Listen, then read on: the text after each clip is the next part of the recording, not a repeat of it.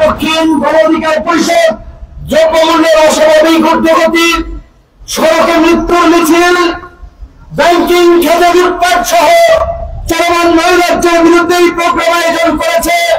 ঢাকা মহানগর দক্ষিণের সম্মানিত নেতৃবৃন্দকে আমি ধন্যবাদ জানাই। তারা ঈদের পরেই সঠিক সময়ে সঠিক বিষয়ে প্রোগ্রাম নিয়ে তারা রাজপথে দাঁড়িয়েছে। এই প্রোগ্রামের সভাপতিত্ব করছেন ঢাকা মহানগর দক্ষিণের সভাপতি অ্যাডভোকেট নাজিম ভাই, সঞ্চালক হচ্ছেন সাধারণ সম্পাদক নুরুল করিম শাকিল, বক্তব্য রেখেছেন গণ অধিকার পরিষদের সাধারণ সম্পাদক সহ অঙ্গ সংগঠনের নেতৃবৃন্দ। বন্ধুগণ, দ্রব্যমূল্যের ঊর্ধ্বগতি আপনারা সকলেই টের পাচ্ছেন, সকলেই জানেন, বোঝেন। এইটা আমার নতুন করে কিছু বলার নাই। রাজনৈতিক দল হিসেবে মানুষের দুঃখ কষ্টের পাশে দাঁড়ানোর জন্য আমরা এখানে দাঁড়িয়েছি। আমরা পরিষ্কার ভাবেই বলতে চাই, প্রধানমন্ত্রী এবং মন্ত্রীরা জনগণের সাথে যে মশকরা করছে, সেই মশকরার জবাব জনগণকে দিতে হবে। জনগণকে রাস্তায় নামতে হবে, রাস্তায় এসে প্রতিবাদ করতে হবে। প্রধানমন্ত্রী বলছেন জনগণ এখন ভাত আর ডালের সমস্যা নাই, জনগণ এখন মাছ মাংসের চায়, মাছ মাংসের সংকট। আমাদের আরেকজন মন্ত্রী শুনেছিলেন যে বলেছিলেন যে আঙ্গুর আপেল খেজুরের কি দরকার, বড়ই খাবেন বড়ই। তারা ঠিকই আঙ্গুর আপেল খেজুর খাবেন, জনগণকে বড়ই খাওয়ার সবক দেন। এই হচ্ছে এই মাথায় এবং এমপি মন্ত্রীদের কথা।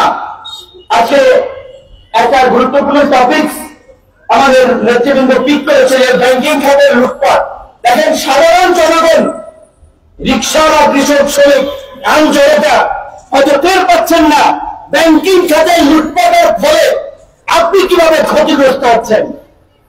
ব্যাংকিং খাত থেকে যে হাজার হাজার কোটি টাকা লুটপাট করা হচ্ছে, প্রত্যেকটি লুটের সাথে সরকারি দলের এমপি মন্ত্রীরা জড়িত, সরকারের সুবিধাভোগী আমরা কান্নারা জড়িত। আজকে ব্যালেন্স খাতার মতো ব্যাংকের অনুমোদন দিয়েছে, সমস্ত অনুমোদন দিয়ে দিয়েছিল রাজনৈতিক বিবেচনায়, অর্থনৈতিক বিশেষজ্ঞ সহ সবাই বলেছিল এইভাবে একটা দেশের অর্থনীতি চলতে পারে না। ব্যাংকের খাতার মতো আপনার ব্যাংকের অনুমোদন দেওয়া হচ্ছে। একই পরিবারের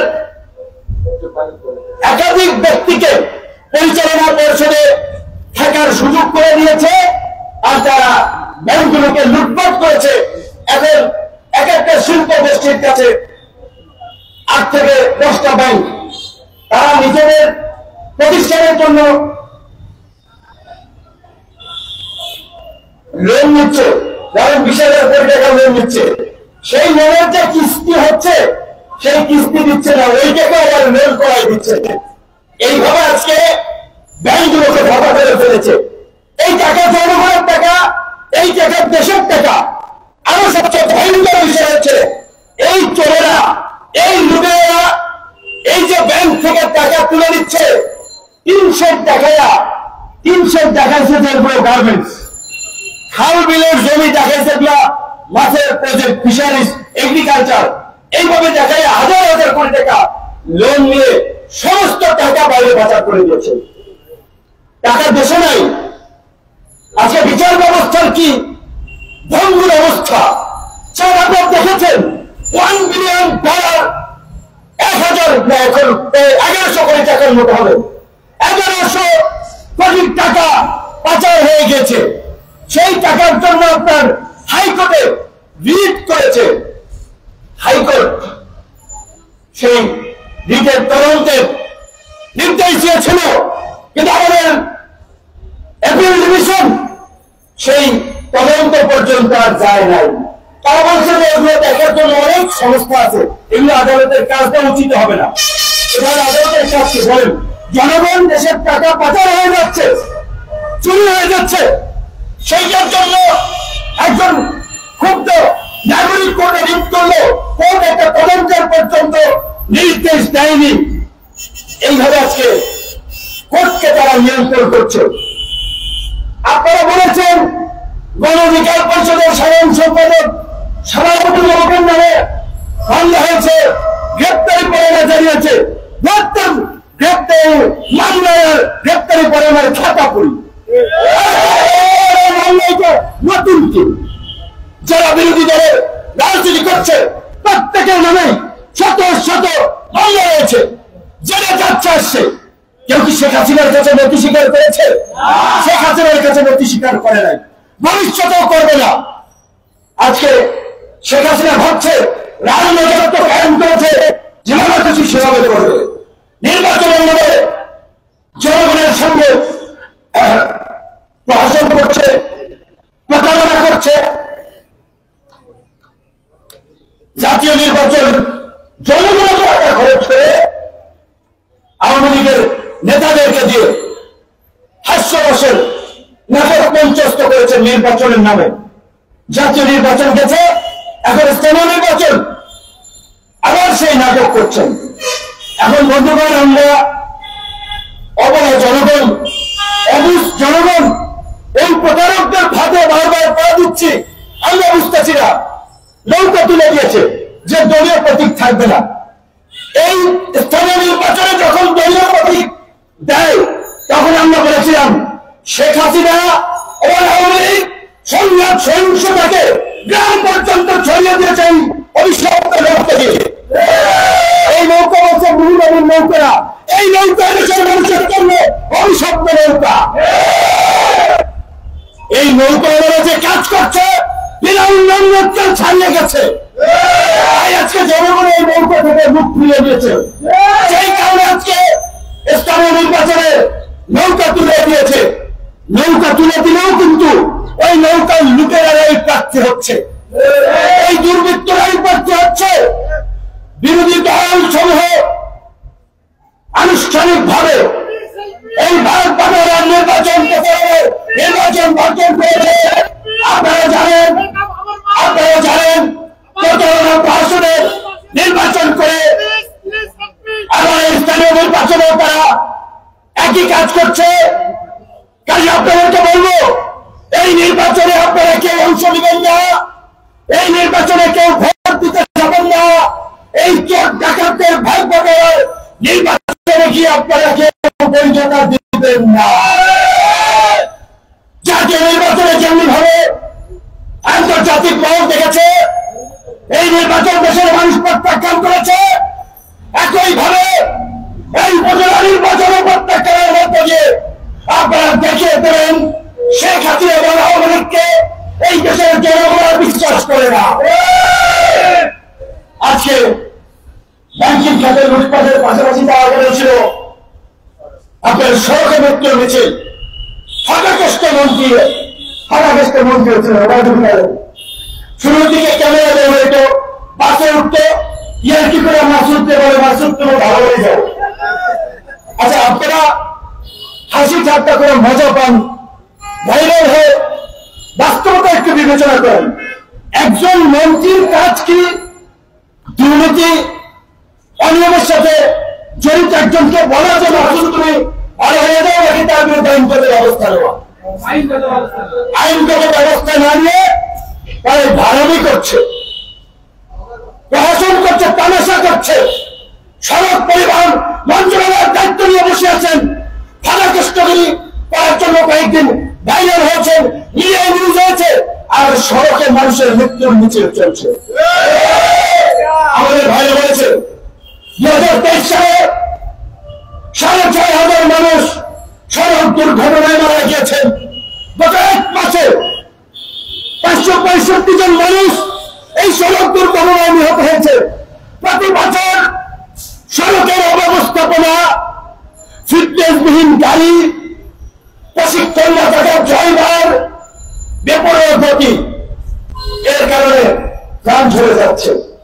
আফসোস, আমাদের তথাকথিত শিক্ষিত যুবক, তরুণ শিক্ষিত মানুষ তারা রাজনীতি থেকে নাক ছিটকে আছেন। রাজনীতি আওয়ামী লীগ করুক, অমুক দল করুক, এগুলো নিয়ে তারা ভাবে না। আর এই যে ফাঁসিবাদের দাবিদারি করে বাণিজ্য করার জন্য, টেলিভিশনের প্রোগ্রাম পাওয়ার জন্য, প্রধানমন্ত্রী ত্রাণ তহবিলের সহযোগিতা পাওয়ার জন্য এই দাবিদারদের পিছনে দালালি করছে, গোলামি করছে। একজন সঙ্গীত শিল্পী মারা গিয়েছে, একজন বলেছে, তাই না? সেই সঙ্গীত শিল্পী আল্লাহ ব্যস্ত নসিব করুক। আমি আজকে এই তরুণদেরকে বলতে চাই, এই সঙ্গীত শিল্পী মারা গেছে রোড অ্যাক্সিডেন্টে। আজকে যদি এই দেশে সড়ক ব্যবস্থা ভালো থাকতো, সড়ক পরিবহনে একজন দায়িত্বশীল মন্ত্রী থাকতো, এইভাবে শুধু ওদের একজন আরো যে এক পরিবারের 3 জন 4 জন 14 জন 16 জন 15 জন যে মারা যাচ্ছে, এইগুলো তো এইভাবে ভাইরাল হচ্ছে না, আলোচনা হচ্ছে না, কারণ তারা সেলিব্রিটি না, শিল্পী না, কবি না। তো এই যে মানুষ মারা যাচ্ছে, আজকে যদি ব্যবস্থাপনা সঠিক থাকতো মানুষ তো মরতো না। আপনারা রাজনীতি করবেন না, আপনাদের শাস্তি এইটা, আপনারা পানিতে ডুবে মরবেন, আগুনে পুড়ে মরবেন, রাস্তায় গাড়ির নিচে পড়ে মরবেন। এইটা হচ্ছে রাজনীতি না করে এবং চাষিবাদের বিরুদ্ধে প্রতিবাদ না করার শাস্তি। আমরা বলবো তরুণদেরকে জনগণের পরিশোধ করার দরকার নাই, বিপিনদের পিছনে হাঁটার দরকার নাই, কিন্তু দেশকে বাঁচানোর জন্য ওল্ড জেনারেশন করাপ্টেড এবং দাবি পলিটিক্সের বিপরীতে তরুণদেরকে নতুন রাজনীতির উদ্ভাবন এবং উন্মেষ করাতে হবে। পুরানো বুড়া অনালোক রাজনীতিবিদদের দিয়ে এই দেশের পরিবর্তন হবে না। সত্যি কথা কেউ মনে কষ্ট নেবেন না। ওরা কোন পরিবার গোষ্ঠী নিজেদের প্রতিশোধ নেওয়ার জন্য সারা বাংলাদেশকে প্রতিহিংসার আগুনে চালিয়ে দিয়েছেন। পারিবারিক রাজনৈতিক বিভক্তিকে সামাজিক রাষ্ট্রীয় ভাবে ছড়িয়ে দিয়েছেন, এমনকি দেশের স্বাধীনতা সার্বভৌমত্বকেও ঝুঁকির মধ্যে ফেলেছেন। আজকে চলমান নৈরাজ্যের কথা বলা হচ্ছে, পার্বত্য চট্টগ্রামের কুকিচিন। আমি চ্যালেঞ্জ করে বলবো, আমাদের রাষ্ট্রীয় গোয়েন্দা সংস্থা এই কুকিচিনকে প্যাট্রোনাইজ করেছে, পৃষ্ঠপোষকতা করেছে, অস্ত্র দিয়েছে, মাল পানি দিয়েছে, তারা তাদের কাজে ব্যবহার করেছে। এখন দুধ কলা দিয়ে পোষা সাপ এখন ঠকর মেরেছে। বলেছিল তারা শান্তি চুক্তি, শান্তি আলোচনা চালাবে তাদের সাথে। আরে কিসের কি? এই কুকিচিনের সাথে আবার কিসের শান্তি আলোচনা? কে তারা? এই চারুকলা থেকে পড়লে ঢাকা বিশ্ববিদ্যালয় নাথান বোম, এই ছেলে যদি মাদ্রাসা থেকে পড়তো তো অক্সর টেলিভিশন ফাইটে যেত, লেখালেখিতে মানে কি বলবেন, কি হয়ে যেত চিন্তা করে মাদ্রাসা থেকে পড়তো। এই নাথান বোম ঢাকা বিশ্ববিদ্যালয় থেকে ছাত্র রাজনীতি করেছেন। কারা নাথান বোমদেরকে সাপোর্ট করেছে ছাত্র রাজনীতিতে থাকা অবস্থায়? কারা তাদের রাজনীতিকে জাতীয়ভাবে আন্তর্জাতিকভাবে প্রতিষ্ঠিত করছে? সেই ইনভেস্টিগেশন করতে হবে। শেখ হাসিনার ওবায়দুল কাদেরের মুরদ নাই, কারণ তারা মাথা ভারতের কাছে বিক্রি করে রাজনীতি করছে। শেখ হাসিনা ওবায়দুল কাদেররা নাথান বোমদেরকে জিজ্ঞাসাবাদ করতে পারবে না। শেখ হাসিনা ওবায়দুল কাদেররা জবাব দিতে পারবে না ঈদের মধ্যে কেন ইসরায়েলি বিমান বাংলাদেশে আসলো। ভাবতে পারেন আপনাদের? ভাববে না, বুঝতেছেন না। ইসরায়েলের সাথে আমাদের কোন কূটনৈতিক সম্পর্ক নাই। সেই ইসরায়েলি বিমান কিভাবে বাংলাদেশ আসলো? কারা ইসরায়েলি বিমান আনলো? তারা তাদেরকে অনুমতি দিয়েছে। 3-4 বছর আগে থেকে বলছিলাম, মনে আছে? ফেসবুক ইউটিউবে যান, বক্তব্য পাবেন। আওয়ামী লীগ চতুর্থবারের মতো ক্ষমতায় আসে, ইসরায়েলকে তারা কনসুলেট খুলতে বাংলাদেশে অনুমতি দেবে। এই যে হামাস এবং ইসরায়েল যুদ্ধের পূর্বে মধ্যপ্রাচ্যের আরব দেশগুলো ইনক্লুডিং সৌদি আরবিয়া, কাতার, বিভিন্ন দেশ, ইউএই এবং কাতার কিন্তু ইসরায়েলের সাথে সম্পর্ক স্থাপন স্বাভাবিক করেছে।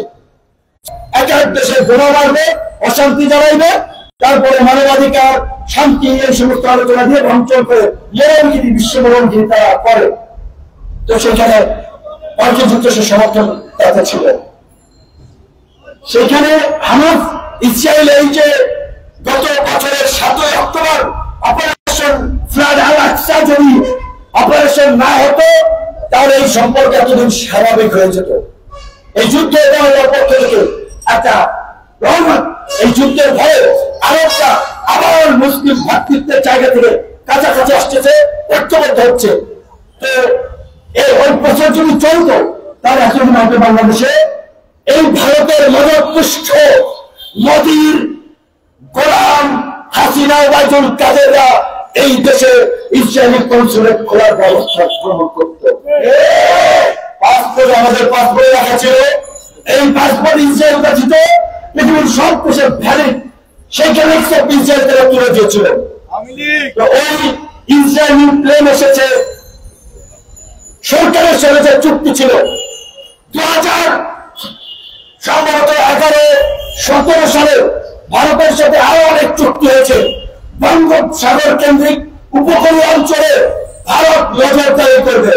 বাংলাদেশে তো কিচ্ছু নেই, কাপড়টা খুলে করে ফাটা রানার সীমান্ত, সেই আকাশ প্রতিরক্ষা, আমাদের আকাশ দিয়ে প্লেন চলে, ওই প্লেন টাকা পাওয়া যায়, আমাদের এই যন্ত্রপাতি নেই। এমন একটা দেশ চিন্তা করেন, এই মাল নিয়ে যাচ্ছে ভারত, বাংলাদেশের আকাশে বিমান চলে, টাকা পয়সা নিচ্ছে শেখ হাসিনা এবং ওবায়দুল কাদেরদের প্রভু ভারত। তারা সেই সক্ষমতা অর্জন করতে পারে নাই। এই ইসরায়েলি প্লেন এসেছিল গোয়েন্দা নজরদারির ডিভাইস নিয়ে, গোয়েন্দা সরঞ্জাম নিয়ে, যেন বিরোধী দলের নেতা কর্মীদের মোবাইল আনি পাঠতে পারে, বিভিন্ন এলাকায় কি হচ্ছে তারা নজরদারি করতে পারে। তাদের সাথে যন্ত্রপাতির সাথে লোকজন এসেছে, তারা বাংলাদেশের গোয়েন্দা সংস্থাকে ট্রেনিং দিয়ে গেছে এবং চুক্তির কথা স্মরণ করে দিয়ে গেছে যে কনসুলেট খোলার অগ্রগতি কি, ওটা কিন্তু দিতে হবে।